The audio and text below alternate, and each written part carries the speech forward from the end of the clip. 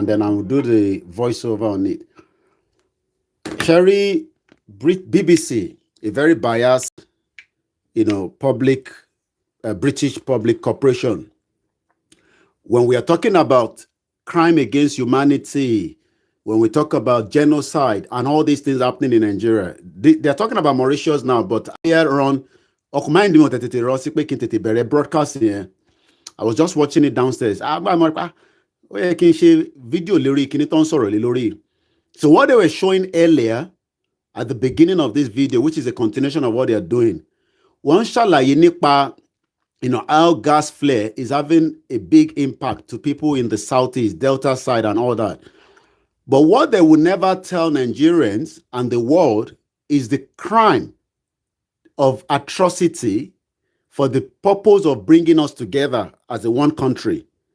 But because you all know gas and all these things are natural resources that are very, very important, to mankind, especially those in Europe and likewise all over the world. So my question to BBC, you can say that's BBC, right? So you're watching it from BBC. So I do not own the copyright to this video. But what BBC does all the time, I'm not going to, release the audio of this because they're discussing about Mauritius now. But earlier on, the conversation was based in Nigeria. We would love BBC to do more conversation on the 1914 amalgamation. We will want them to show most of our rallies, which are very peaceful here in United Kingdom.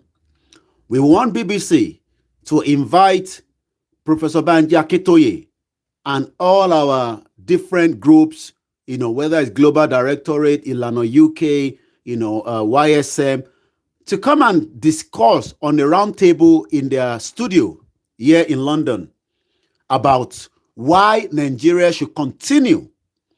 BBC will not give us that platform, but they are quick to go into Nigeria. At the moment now, this is Mauritius, so that's why I've not released the audio. But earlier they were discussing about Nigeria. But they were discussing about Nigeria in terms of the gas flare that has gone and killed so many community. I'm sure you all know that. So when those of you thinking that BBC is always with us, do you know that they are never with us? But during one of the protests here in London of the Hausa people, BBC Hausa literally sent people to cover that event here in London. That is a total marginalization. So, is there something we can do around this? Well, maybe not, maybe. Ọ̀pọ̀lọpọ̀ wa tí à ń sanwó fún TV license ní UK, we can write them, and demand why we are never been given audience whenever we are holding a peaceful protest, peaceful rally against the British government, which are very, very peaceful. So I can only pity those that think that when they see Nigeria and see documentary by BBC is always with us. But what I will say is BBC is never with us. Don't worry about the video you're watching now. I mean, apparently the earlier video would have been much better when they were discussing about the Nigeria issue and all that. So you might probably be thinking, video to 10 way. They are probably now in Mauritius. So a lot of you, right? I don't know which part of I think this is still Mauritius.